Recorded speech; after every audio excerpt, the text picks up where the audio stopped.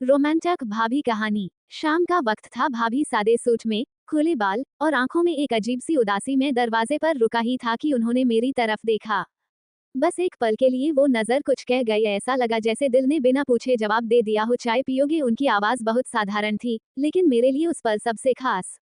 मैंने सिर हिलाया जब उन्होंने चाय का कप मेरी तरफ बढ़ाया। उंगलियां हल्की सी छू गईं, इतनी हल्की कि कोई और नोटिस भी न करे, लेकिन मेरे दिल ने कर लिया। उस दिन कुछ भी गलत नहीं था, फिर भी सब कुछ बदलने वाला था।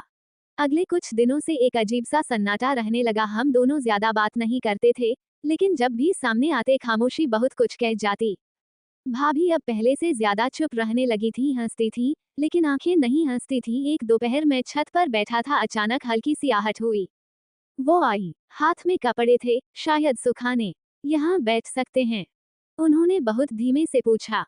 मैंने बस सिर हिला दिया। कुछ देर तक हवा की आवाज थी और दिल की धड़कनें।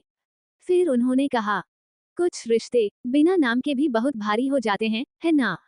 मैंने उनकी तरफ देखा। वो सामने नहीं देख रही थी, शायद डरती थी या खुद से लड़ रही थी। हाँ, मेरी आवाज भी कांप गई।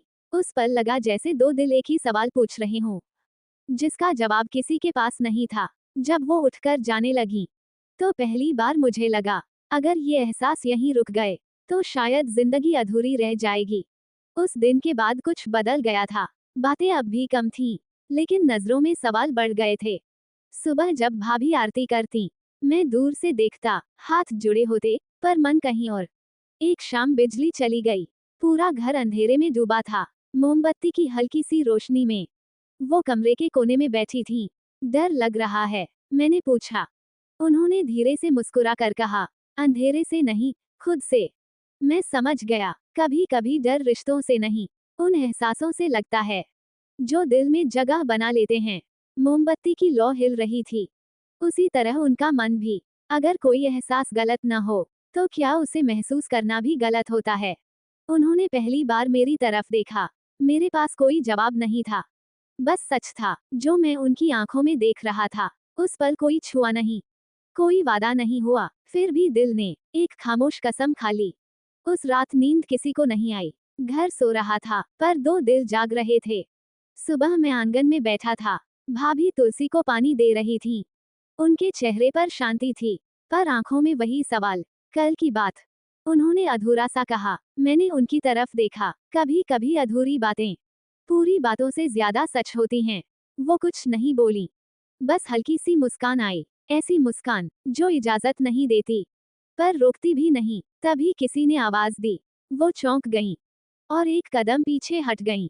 मुझे उसी कदम ने समझा दिया, ये रिश्ता कदमों की दूरी पर रहेगा, दिलों की नहीं। जब वो अंदर चली गईं, तो हवा भी कुछ देर तक वहीं रुकी रही। कुछ एहसास छूकर नहीं, सिर्फ महसूस करके जिंदा रहते हैं। दिन बीतते गए, हम दोनों ने एक अनकहा फैसला कर लिया था। ज्यादा सामने नहीं आएंगे, ज्यादा बात नहीं करेंगे।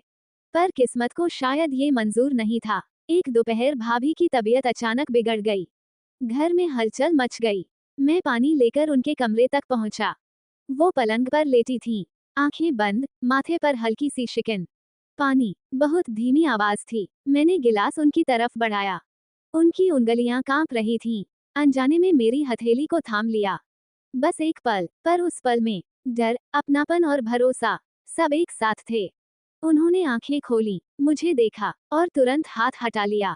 माफ करना, उन्होंने नजरें झुका ली। मैंने कुछ नहीं कहा, क्योंकि उस पल कोई माफी की जरूरत नहीं थी। शाम को वो ठीक हो गईं, लेकिन उस एक पल ने हम दोनों को और चुप कर दिया। कभी कभी दूरी बढ़ाने की कोशिश दिलों को और करीब ले आती है। उस दिन के बाद भाभी और ज्यादा शांत हो गईं, जैसे भीतर कोई जंग चल रही हो। दिल एक तरफ और सही गलत की दीवार दूसरी तरफ। एक शाम वो छत पर अकेली बैठी थी। आसमान में हल्के बादल थे और हवा में अजीब सी ठंडक। मैंने पास जाकर कहा, सब ठीक है? वो कुछ देर चुप रही, फिर बोली, अगर किसी एहसास को दबाते दबाते दिल थक जाए, तो क्या करना चाहिए? मैं समझ गया था, ये सवाल मुझसे नहीं, खुद से था। कभी कभी किसी को चाहना गलत नहीं होता। मैंने बहुत संभल कर कहा, पर हर चाहत को जीना जरूरी भी नहीं। उन्होंने मेरी तरफ देखा, आंखों में नमी थी, पर चेहरे पर सुकून। शायद यही सही है, उन्होंने हल्की मुस्कान के साथ कहा। कुछ एहसास जिंदगी को खूबसूरत बनाते हैं, अगर वो दिल में ही रहें। उस रात पहली बार मुझे दुख कम लगा, क्योंकि हमने एक दूसरे को खोया नहीं था, बस समझ लिया था।